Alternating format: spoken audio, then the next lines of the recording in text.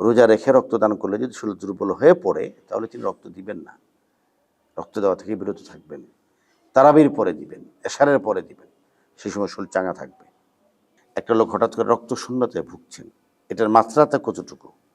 যদি মনে হয় যে না এখনই আসলে তিনি অসুস্থ হয়ে পড়বেন অথবা তার জীবন মরণ সংকট দেখা দিবে, সে অবস্থায় শরিয়া তাকে রোজা ভাঙার অনুমতি প্রদান করেছে।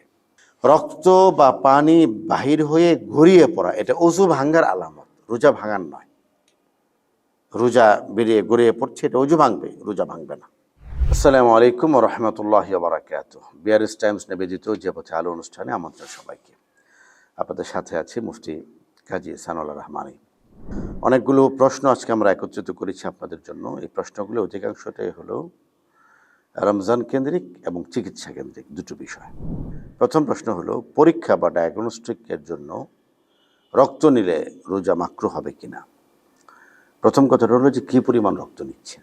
রক্ত তো খুব সিম্পল, অল্প, সিরিঞ্জ দিয়ে ছোট্ট ক্যাপসুলের মতো অথবা এরকম আঙ্গুলের মতো যেই বোতল, সেখানে রক্ত নেওয়া হচ্ছে না, এতে করে রোজার কোনো ক্ষতি হবে না। ডায়াগনস্টিক বা পরীক্ষা করার জন্য রক্ত নিলে রোজা মাকরুহ হবে না, কোনো ক্ষতি হবে না, নিতে পারবেন, রক্ত দেওয়া যেতে পারে। রোজা রেখে রক্তদান করলে শরীর দুর্বল হয়ে গেলে করণীয় কি, এটা হলো গুরুত্বপূর্ণ প্রশ্ন।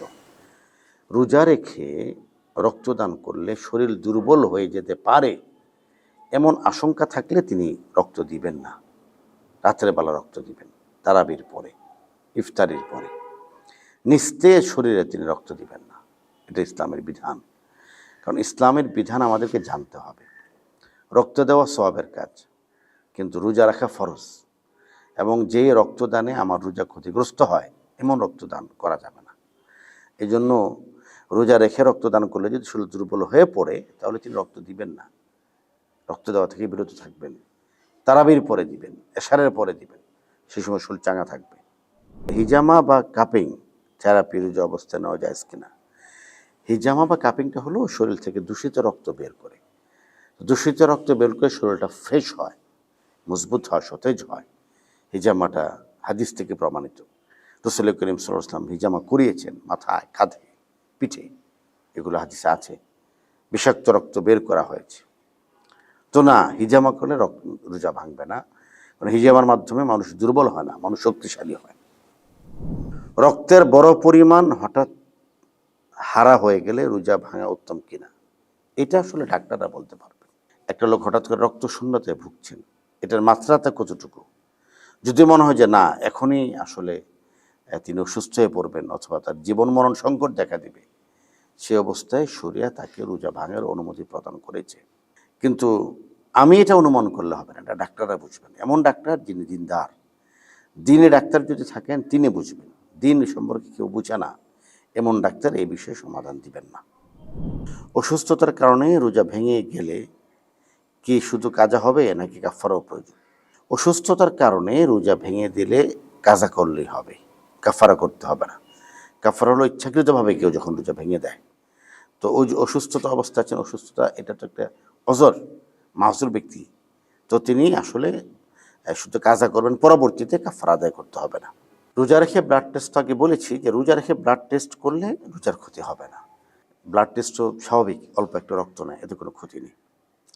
নিয়মিত রক্ত পরীক্ষার প্রয়োজন থাকলে রোজা রাখার উপায় কী? নিয়মিত রক্ত পরীক্ষার সাথে রোজার কোনো দূরত্ব নেই। রোজা রেখেও নিয়মিত রক্ত পরীক্ষা করা যায়, কোনো সমস্যা নেই। অনিচ্ছাকৃতভাবে রক্তের কিছু পরিমাণ বা ফোঁটা বের হয়ে গেলে রোজার উপর প্রভাব পড়ে কিনা, না। রক্ত বা পানি বাহির হয়ে গড়িয়ে পড়া এটা অজু ভাঙ্গার আলামত, রোজা ভাঙার নয়। রোজা বেরিয়ে গড়িয়ে পড়ছে, এটা অজু ভাঙবে, রোজা ভাঙবে না। একাধিক পরীক্ষা বা হিজামা একই দিনে করলে রোজার হুকুম কী হবে? কোনো সমস্যা নেই।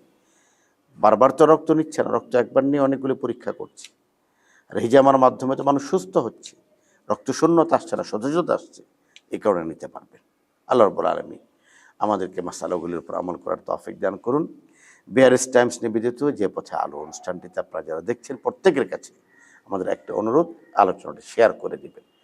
আলোচনাটি মন্তব্য লিখবেন, মন্তব্যের ঘরে গিয়ে আপনার কমেন্ট লিখবেন এবং শেয়ার করে দেবেন, যাতে অন্যদের কাছেও দিনের আলোচনাটি পৌঁছে যায়। আজ এ পর্যন্ত, জাযাকাল্লাহ খাইর। আসসালামু আলাইকুম ওয়া রাহমাতুল্লাহি ওয়া বারাকাতুহু।